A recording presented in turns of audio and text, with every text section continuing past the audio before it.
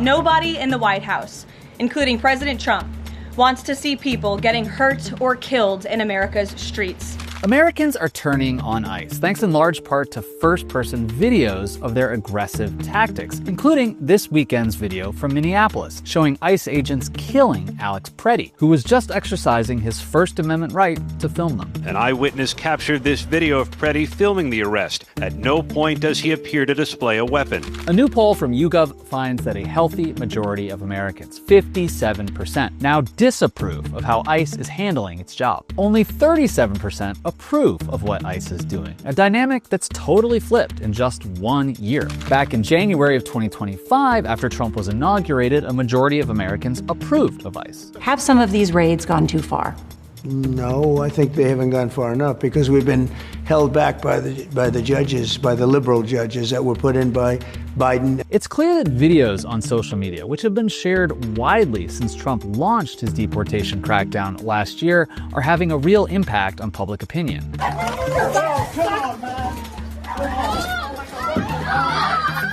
YouGov found that 70% of Americans saw the video of Renee Good being shot by an ICE officer in Minneapolis, and a majority said the shooting was not justified. Americans are responding the same way to the video of Alex Preddy being disarmed and then shot. Only 20% of Americans say his killing was justified. Trump administration officials initially called Preddy a domestic terrorist and an assassin who wanted to instigate a massacre because he had a legal handgun on him. The officers attempted to disarm this individual, but the armed suspect reacted violently.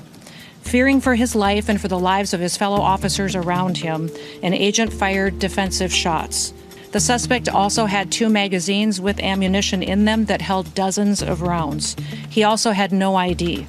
This looks like a situation where an individual arrived at this scene to inflict maximum damage on individuals and to kill law enforcement. But those claims didn't pass the smell test for anyone who saw the actual video, including plenty of Republicans in Congress, who are now criticizing ICE and the Department of Homeland Security and calling for more oversight and investigations. And we certainly should not be labeling him as being a domestic terrorist who is going to execute cops. There's no evidence to support that. To be clear, on immigration, most Americans still support a secure border and deporting illegal immigrants who have committed crimes. But at the same time, most Americans now view ICE as massively overstepping. I'm just angry.